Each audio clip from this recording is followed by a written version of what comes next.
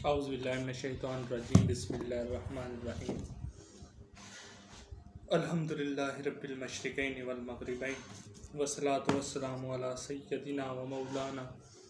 و حبیبنا و محبوبنا و قائدنا و قدوتنا و شفینا و یوم العرضی اللہ محمد المصطفیٰ سید الثقلین و جد الحسن والحسین و علی آلہ و اصحابہ و ازواجہ و اولیاء امتہ اجمعین اللہم صلی علی محمد و علی آل محمد و بارک وسلم اما بعد فاعوذ باللہ من الشیطان الرجیم بسم اللہ الرحمن الرحیم ذالک الکتاب لا ریب فیہ ھدی للمتقین صدق اللہ العظیم و بلغنا رسولہ النبی الامی الکریم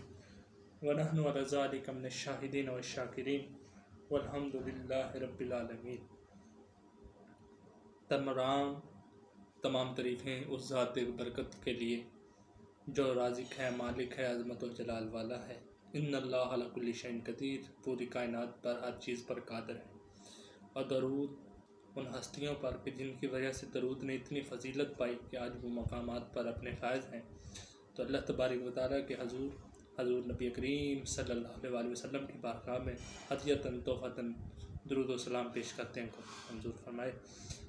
درود حضرت نبی کریم صلی اللہ علیہ وسلم کی ذات اطہر پر۔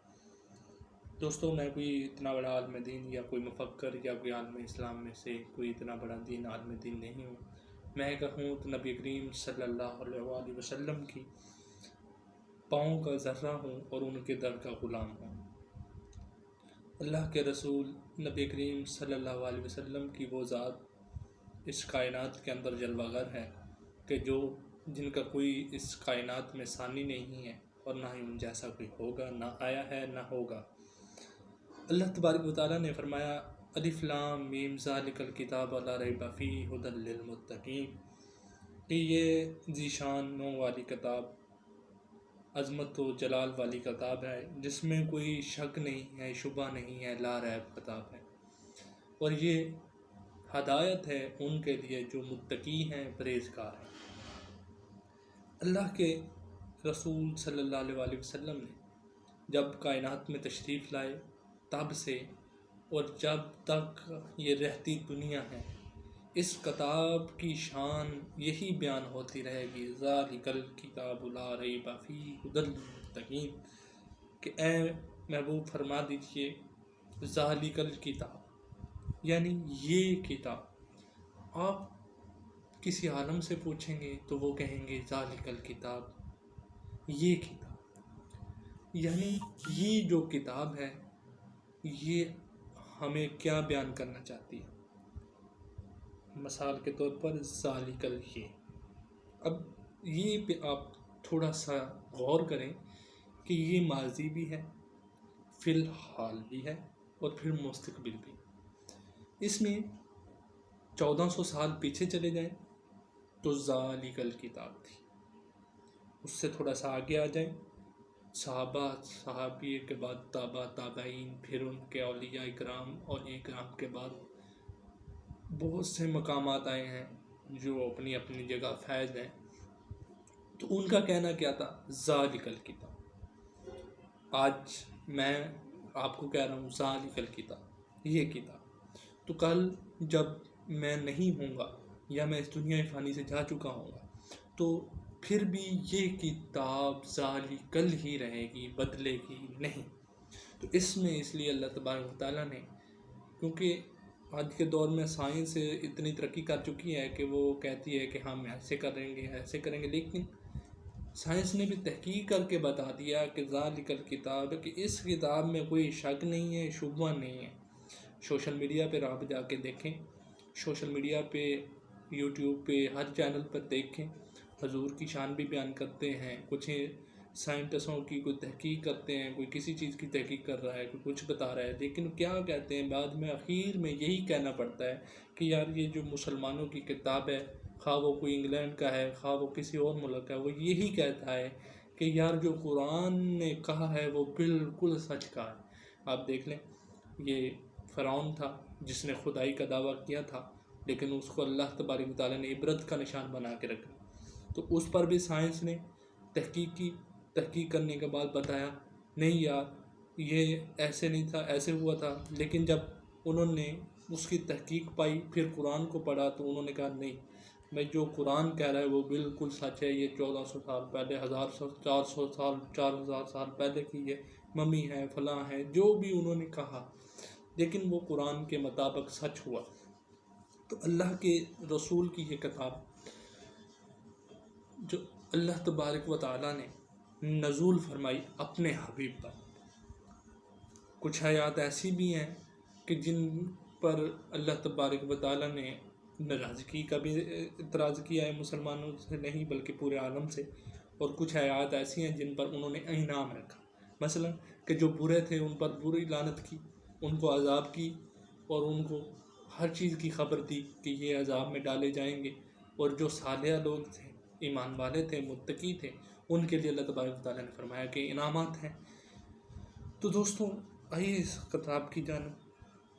یہ کوئی حدیث نہیں پڑھی یا کوئی میں نے کسی عالم دین کی بات نہیں کی، عالم ایک اپنی جگہ ہے، عالم دین احترام کی جگہ ہے، تو اللہ تبارک و تعالیٰ نے انہیں عالم دین کی ڈگری دی ہے، تو ہمیں ان سے سیکھنا چاہیے، کیونکہ یہ ہمارے عالم دین ہیں، ہمارے محافظ ہیں، دین کے محافظ ہیں،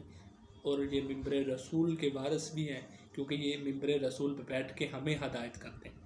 کیونکہ یہ وراثت ہے، رسول اسے دیتا ہے کہ جسے ممبر پر فائز کیا جاتا ہے، وہ صرف اپنی مرضی سے نہیں، اسے میرے محبوب نے پسند کر لیا ہے، اس لیے کہ وہ ان کے گن گائے، ان کی تعریف کرے۔ عالم دین، اس لیے اللہ تبارک و تعالیٰ نے عالموں کو، عالم دینوں کو عزت آبروئی اتنی عطا کی ہے کہ وہ عالم اسلام کے اندر، اس عالم کے اندر دین کو پھیلا سکے۔ تو اللہ تبارک و تعالیٰ ان کو تا حیات ہمارے سر پر قائم رکھے۔ تو دوستو، کہنے کا مقصد یہ ہے کہ آج ہم میں فتنے فساد بہت اٹھ چکے ہیں، جیسے یہ قادیانی ہے، اللہ تبارک و تعالیٰ ان پر بے شمار لعنت کرے، اور آپ لوگ بھی اور ہم لوگ بھی ان پر بے شمار لعنت کرتے ہیں کہ یہ میرے رسول کے، نبی کریم صلی اللہ علیہ وسلم کے منکر ہیں، اور اس اسلام کے دائرے سے بالکل ہی خارج ہیں۔ تو اللہ تبارک و تعالیٰ نے یہ انسان کو ذہن دیا ہے، عقل دی ہے، شعور دیا ہے کہ اللہ تبارک و تعالیٰ اپنے حبیب کے صدقے ہمیں، ہم گناہ کاروں کو، خطا کاروں کو اپنے حبیب کے صدقے بخشش اور مغفرت ہماری فرمائے۔ تو دوستو، کہنے کا مقصد یہ ہے، ذالک الکتاب لا ریب فیہ ھدی للمتقین، کہ ہم آج پڑھ رہے ہیں ذالک، یہ کتاب، آنے والی نسلیں بھی ذالک الکتاب ہی پڑھیں گی، گزری ہوئی نسلیں بھی ذالک کہتی ہی رہی ہیں، ذالک الکتاب لا ریب فیہ ھدی للمتقین۔ اے ایمان والو، کہ یہ جو کتاب ہے، اس میں نہ کوئی شک ہے، نہ اس میں کوئی شبہ ہے، نہ اس میں کوئی ایسی زیر زبر کی کمی ہے، اور اس کی حفاظت خود میرا پروردگار کرنے والی ذات ہے۔ تو آؤ میرے دوستو، ہم نے آج کرنا کیا ہے؟ اس پر عمل کرنا ہے، اس سے قرآن کی تلاوت کرنی ہے۔ ماہ رمضان کا مہینہ ہے، خوشی بھی ہے، کچھ غمی بھی ہے، تو اللہ تبارک و تعالیٰ ان خوشیوں کو، ان غمیوں کو اپنے محبوب کے صدقے دور فرمائے، تنگ دستیوں کو دور فرمائے۔ تو کہنے کا مقصد یہ ہے، ذالک الکتاب لا ریب فیہ ھدی للمتقین، کہ آؤ دوستو، کہ اپنے گھر میں قرآن کھولیں، ترجمے والا قرآن کھولیں، اور اس ترجمے کو پڑھیں کہ اللہ تبارک و تعالیٰ نے اپنے محبوب بندوں کے اوپر کون کون سی نعمتوں کو فرض اور ان پر لٹا دیا ہے، کہ جو متقی اور پرہیزگار ہیں اس ذات کے۔ ہم خطا کار ہیں، گناہ گار ہیں۔ آج کا دن کچھ ایسے ہی آ گئے ہیں کہ آج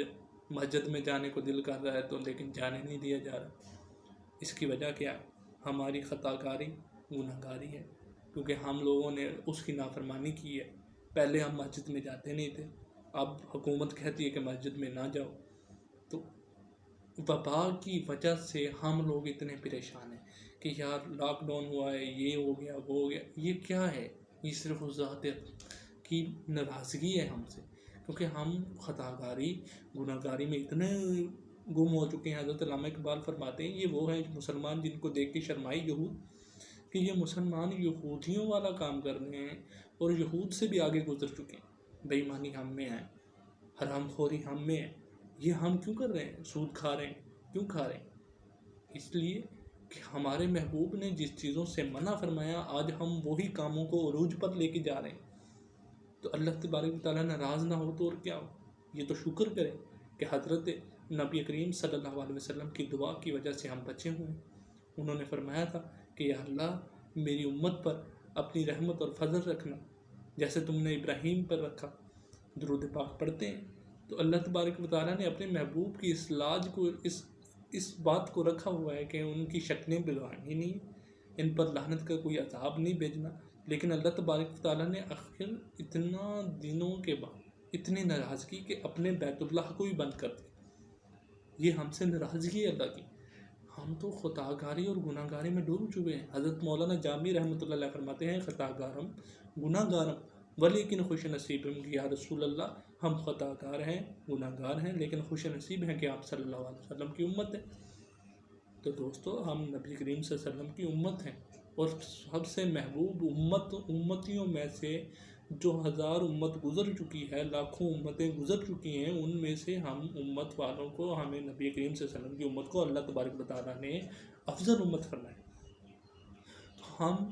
آج اتنی گناہ گاری اور خطا گاری میں گر چکے ہیں کہ ہمیں خود معلوم نہیں۔ یہ ذالک الکتاب بار بار یہی کہتی ہے کہ آؤ ہدایت کی طرف، یہ کتاب ہدایت کے لیے، یہ پڑھنے کے لیے۔ یہ کوئی ایسے دیکھیں ہزاروں گھروں میں، میں 2-4 ایسے گھروں میں گیا تو انہوں نے اونچی رکھی ہوئی ہے، میں نے کہا یہ اوپر کیوں رکھی ہوئی؟ کہتے ہیں جی یہ اس کو پچھاڑی ہوتی ہے، اس کو کنڈ ہوتی ہے، یہ فلاں ہوتا ہے، یہ فلاں ہوتا ہے، گناہ گاری ہے، یہ پاؤں اس طرف ہو جاتے ہیں۔ اللہ کے بندو یہ رکھنے کے لیے نہیں آئی۔ اللہ تبارک و تعالیٰ ایک وہ ہوتا ہے جو قرآن پاک کو ہر پڑھ دیتا ہے۔ ارے پڑھنا تو ہے لیکن اس کو پڑھنے کے لیے اللہ تبارک و تعالیٰ نے فرمایا کہ اس کو پڑھو اور ایسے پڑھو کہ یہ تمہارے سینوں میں گڑ جائے، یعنی تمہارے سینوں میں اتر جائے، کہ تاکہ تم اللہ کے محبوب صلی اللہ علیہ وسلم کی حدیث بھی آپ نے کیا فرمایا؟ آپ نے فرمایا کہ وہ دل جس میں قرآن کی تلاوت نہ ہو وہ شخص ایسے ہے جیسے اجڑا ہوا ایک گھر۔ آپ اس سے مثال حاصل کریں کہ حضور اکرم صلی اللہ علیہ وسلم نے کیا فرمایا کہ جس سینے میں، جس کے دل میں، جس کے قریب قرآن کا یعنی کہ قرآن پڑھنے کا وقت ہی نہیں ہے، وہ گھر وہ ایسے ہے جیسے کہ اجڑا ہوا ایک گھر، یعنی ہمارا سینہ ایسے ہے جیسے ایک اجڑا ہوا گھر۔ تو خدا کے لیے اپنے محبوب نبی کریم صلی اللہ علیہ وسلم کے اس بابرکت مہینے میں، رمضان المبارک کا مہینہ ہے، اللہ تبارک و تعالی ہمیں اس ہدایت کے لیے اللہ نے چنا ہوا ہے۔ ہم مسلکوں میں بٹے ہوئے ہیں لیکن یہ مسلک کی بات نہیں ہے بھائی میرے، یہ قرآن کی بات ہے۔ قرآن کیا کہہ رہا ہے؟ قرآن یہ کہتا ہے ذالک الکتاب لا ریب فیہ۔ خواہ تسی کسی سے بھی سیکھ لیں، وہابی کے پاس جاؤ، دیوبندی کے پاس جاؤ، اہل تشیع کے پاس جاؤ، کسی کے پاس بھی چلے جاؤ، جب تم قرآن کھولو گے، قرآن اٹھا کے سامنے رکھو گے، ان سے بھی یہ پوچھ لیں کہ بھائی یہ کیا ہے، ان نے بھی یہی کہنا ہے ذالک الکتاب لا ریب فیہ، کہ بھائی میرے اس میں نہ کوئی شک ہے، نہ شبہ ہے، نہ کوئی لڑائی کی بات ہے، یہ پرہیزگار اور متقیوں کے لیے ہدایت ہے۔ کیا ہے قرآن؟ اللہ کے رسول صلی اللہ علیہ وسلم کائنات میں سب سے عظیم ہستی ہے، سب سے اعلیٰ ہیں، سب سے بالا ہیں،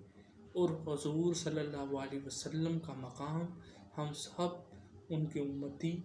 اور ان کا مقام اتنا بلند ہے کہ ہمارے اس ذہن میں جتنا دماغ ہے خواہ وہ ختم ہو جائے، ان کا مقام بیان نہیں کیا جا سکتا۔ حضرت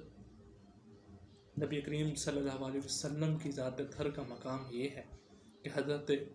مولانا جلال الدین رومی رحمۃ اللہ علیہ تعالیٰ فرماتے ہیں کہ احمد باکشائے اپنا جلیل تا ابد مدہوش مان جبریل۔ واقعہ یوں ہے، حضرت مولانا رومی رحمۃ اللہ علیہ تعالیٰ کا ان کا یہ مقام ہے کہ ان کی روح تڑپ اٹھی کہ حضرت نبی کریم صلی اللہ علیہ وسلم نے حضرت جبریل سے فرمایا کہ جبریل اپنے پروں کو کھولو،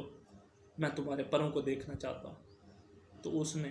حضرت نبی کریم صلی اللہ علیہ وسلم سے فرمایا یا رسول اللہ یہ زمین بہت چھوٹی ہے، یہ زمین بہت چھوٹی ہے، پر بہت بڑے ہیں۔ تو آپ نے اگر مجھے دیکھنا ہے تو سدرۃ المنتہا پر دیکھیں۔ اللہ کے رسول نے کہا ٹھیک ہے بھائی، ہم آپ کو سدرۃ المنتہا کے مقام پر دیکھیں۔ جب حضور سدرۃ المنتہا پر پہنچے تو حضرت نے فرمایا جبریل اپنے پروں کو پھیلاؤ، تو جبریل نے اپنا 600 پر پھیلا دیے۔ تو حضور نے جبریل کو دیکھا تو جبریل نے عرض کی یا رسول اللہ، آپ اپنا جمال، اپنی حقیقت بتائیں۔ تو آپ نے فرمایا اگر مجھے دیکھنا چاہتے ہو تو سدرہ سے پار آ جاؤ۔ تو فرمانے لگا یا رسول اللہ، میں اگر اتنا سا بھی آگے گیا، ایک رتی یعنی کہ آپ نے فرمایا کہ ایک بال برابر بھی میں آگے گیا تو میرے پر جل جائیں۔ تو حضرت مولانا جلال الدین رومی رحمۃ اللہ تعالیٰ رہتے ہیں احمد باکشائے اپنا جلیل تابد مدہوش مانو جبریل، کہ آپ نے فرمایا کہ اگر محمد مصطفیٰ اپنا تھوڑا سا جلال، اپنا جمال دکھا دیتے تو تابد مدہوش جبریل، کہ قیامت آتی تو تب بھی جبریل بے ہوش رہتے۔ یہ میرے نبی کریم صلی اللہ علیہ وسلم کی شان ہے، ان کا مقام ہم نہیں بیان کر سکتے۔ تو دوستو آؤ اس قرآن کی ہدایت کو سمجھو، اس کو سنو، اس کو پڑھو۔ اللہ تبارک و تعالیٰ آپ کو اور مجھ کو اس قرآن کی تعلیم پر چلنے کا، اس پر صراط المستقیم پر رہنے کا شرف حاصل ہو، اور نبی کریم صلی اللہ علیہ وسلم کی سنت پر اور ان کی پیروی کرنے کا ہر لمحہ بلمحہ ہمیں نصیب ہو، ان کی سنت ادا کرنے کا، ان کے فرض ادا کرنے کا۔ تو اللہ تبارک و تعالیٰ آپ کو اور مجھ کو اس پر عمل کرنے کی توفیق عطا فرمائے۔ وما علینا الا البلاغ المبین۔